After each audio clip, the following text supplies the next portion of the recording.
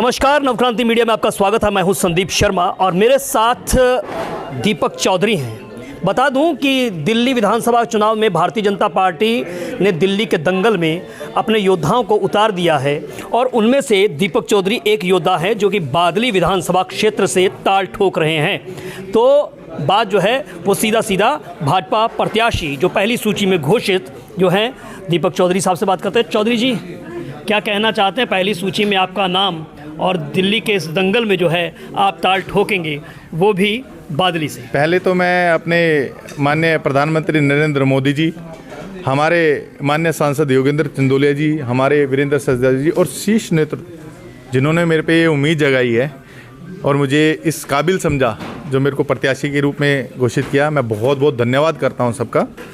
और मैं एक उन्हें ये भी आश्वासन दिलाता हूँ कि इस सीट को बड़े अच्छी जोर शोर से हम जिता के इसको उनकी झोली में डाल देंगे। उम्मीद आप पर जताई है जी, भरोसा आप पर जताया है जी, अपेक्षाएं आपसे हैं बहुत सारी जी।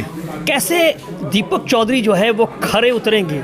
क्योंकि आम आदमी पार्टी यहाँ पर रही, कांग्रेस पार्टी यहाँ पर रही और अब भी मुकाबला जो है वो दिल्ली प्रदेश के अध्यक्ष जो है कांग्रेस पार्टी से देवेंद्र यादव हैं, तो दूसरी तरफ से अजय यादव हैं। तो इन यादवों के बीच में चौधरी साहब कैसे चौधरी बनेंगे? आपको एक बात बताता हूँ, मैं दो बार दोनों को देख चुके हैं जी। जनता दो बार देख चुकी है।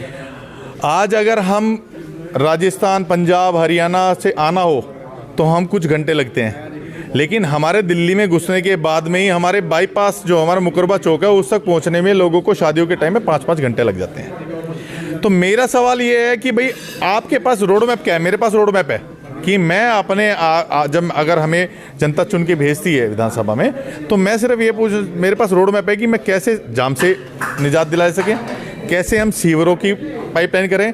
इन लोगों के पास, किसी के पास रोड मैप ही नहीं है। जनता इन्हें दो बार देख चुकी है और इनसे ऊब चुकी है। और क्योंकि ये हाई प्रोफाइल नेता हैं, ये हेलीकॉप्टर वाले नेता हैं, तो जनता के बीच तो ज़मीन पे आना पड़ेगा और हम पहले से ज़मीन पे हैं। मैं चौधरी साहब आपके गांव में भी कई मर्तबा मेरा जाना हुआ है। मैं वहां पर देखता हूं कि बहुत सारी समस्याएं हैं और कहीं ना कहीं वहां पर जो भी चुना हुआ जनप्रतिनिधि होता है लोग उससे नाखुश नजर आते हैं। आपके पास क्या तस्वीर है? आपके पास क्या विजन है? आपके पास उस बादली विधानसभा क्षेत्र के लिए और खास करके उस गाँव के लिए क्या सोच है? मैं आपको पहले बताता हूँ, हमारे यहाँ सबसे बड़ी दिक्कत है, अगर मैं हमारे यहाँ 4 उसमें डिवाइड है। हमारा स्वरूप नगर और जो हमारा भलसवा वार्ड जो है, और इधर समेपुर बादली, लिबासपुर नगर और बादली वार्ड जो है, इन दो की मैं अभी बात अब बताता हूँ। इधर हमने फ्लाईओवर के लिए ऑलरेडी हम चंदोलिया जी की विजिट करा चुके हैं, माननीय रेल मंत्री जी से उसकी वो कर चुके हैं कि हमारे नए रोड और नए पुल निकलें। जब तक नए पुल निकलेंगे नहीं तो हमारा तो सारे के सारा एरिया जो है वो बिल्कुल ब्लॉक हो चुका है, जाम रहता है। ट्रांसपोर्ट नगर है हमारे यहाँ पे, तो बहुत ज़्यादा परेशानी है। लोग 2-2 घंटे, क्योंकि मैं क्षेत्र में रह रहा हूँ और कोई भी यहाँ जो भी चुनाव लड़ रहे हैं कोई भी क्षेत्र में नहीं रह रहे हैं, ठीक है। मैं क्षेत्र में रह रहा हूँ, मेरे बच्चे 2-2 घंटे जो हैं अंडरपास में जाम में खड़े होते हैं, गर्मियों में बिलखते रहते हैं, भूख प्यासे मरते रहते हैं। तो मैं वो महसूस कर सकता हूँ। आज वो नहीं करते क्योंकि उन्हें पता है, वो तो अपने आप को हाई प्रोफाइल नेता समझते हैं। उनके पास ना कोई विजन है, ना उन्होंने कोई फ्लाईओवर निकाला, ना वो हमें हैदरपुर का जल बोर्ड का पानी दे सके, ना वो सीवर की हमारे बूस्टर लगा सके, ना हमारे आज सीवर जो है ओवरफ्लो हो रहे हैं, सारे रोड टूट रहे हैं। मेरे पास अनेकों वीडियो हैं जहाँ पे मैंने रोका है, मैंने देखा है कि भाई कैसे कैसे जो है ये सफाई नहीं हो पा रही है।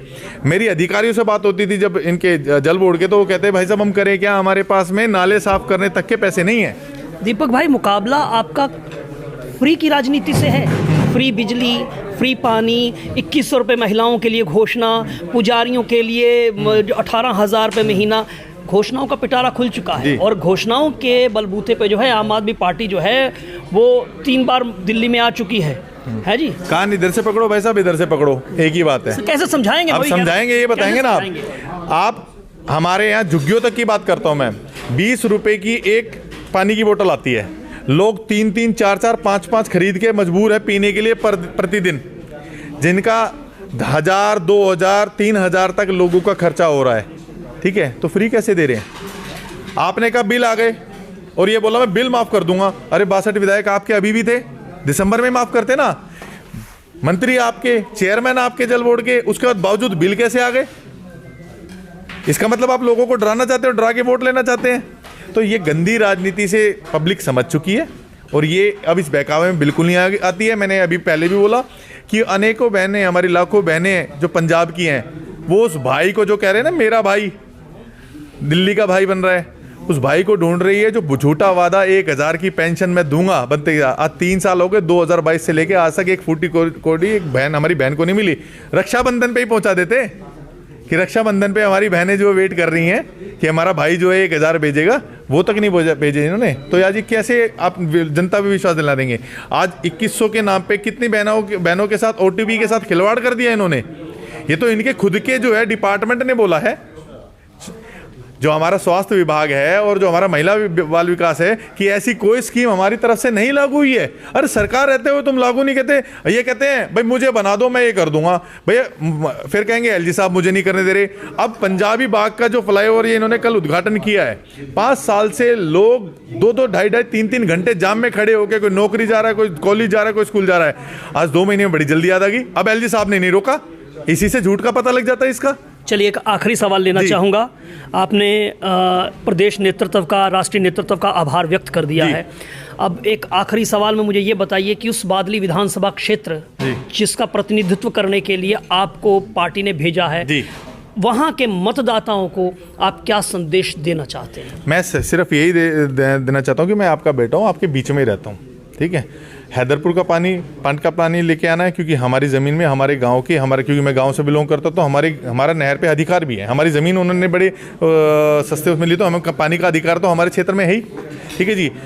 जितने भी हमारे हैं, मैं आज ये वादा करता हूँ कि अगले 1-2 साल के अंदर मैं अपने क्षेत्र से जाम को निजात दिला के ही रहूँगा।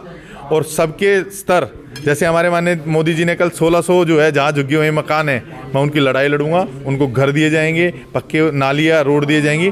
आज आप कह रहे हैं क्षेत्र में बुरा हाल है, तो उसके जिम्मेदार कौन है? वही लोग हैं ना जो आज दोबारा से वोट मांगने जाएंगे।